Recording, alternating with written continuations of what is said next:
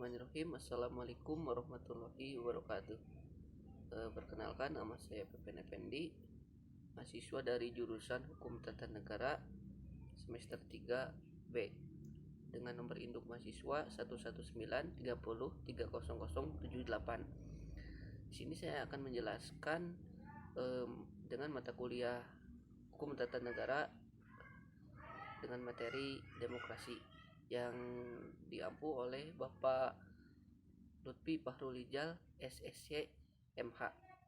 Sederhananya, demokrasi adalah pemerintahan oleh rakyat, yang berarti kekuasaan tertinggi berada di tangan rakyat yang dijalankan oleh mereka atau mewakilkan kepada wakil-wakil yang mereka pilih dalam pemilihan umum.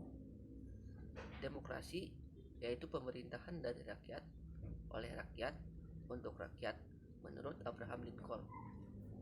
Istilah demokrasi berasal dari bahasa Yunani yang berarti demos berarti rakyat dan kratos berarti pemerintahan. Secara sederhana, demokrasi berarti pemerintahan oleh rakyat.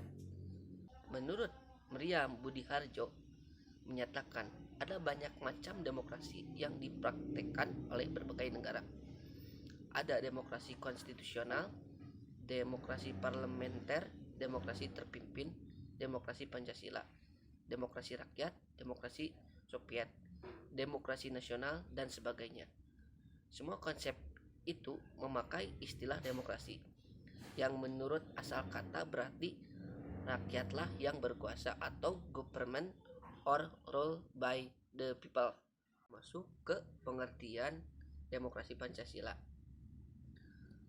Menurut Profesor Darji Darmono Diharjo, demokrasi Pancasila adalah paham demokrasi yang bersumber kepada kepribadian dan falsafah hidup bangsa Indonesia, yang perwujudannya seperti dalam ketentuan-ketentuan pembukaan Undang-Undang 1945.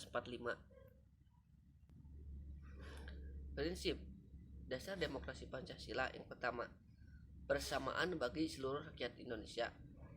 Kedua, keseimbangan antara hak dan kewajiban. Tiga, pelaksanaan kebebasan yang bertanggung jawab secara moral kepada Tuhan Yang Maha Esa dan dirinya sendiri dan orang lain. Keempat, perwujudan rasa keadilan sosial. Kelima, pengambilan keputusan dengan musyawarah. Keenam, mengutamakan persatuan nasional dan kekeluargaan. Yang terakhir, menjunjung tinggi tujuan dan cita-cita nasional. Lalu bagaimana perkembangan demokrasi di Indonesia? Perkembangan demokrasi di Indonesia telah mengalami pasang surut. Menurut analisis saya, dari awal Orde Lama ke Orde Baru sampai sekarang di era reformasi kurang lebih 40 tahun, demokrasi di Indonesia belum terlaksanakan dengan baik, yang dimana antara hak dan kewajiban warga negara belum terlaksanakan. Melihat dari contoh pilkada kemarin,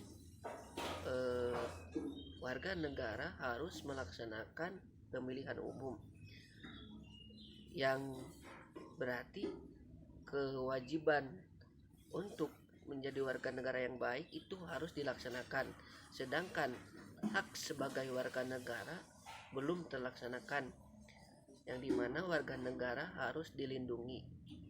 Perwujudan demokrasi tidak cukup dengan penyelenggaraan pemilu setiap periode tertentu serta adanya lembaga perwakilan rakyat, sebab selain hal-hal tersebut, negara yang demokratis memerlukan perlindungan hak asasi manusia serta adanya supremasi hukum.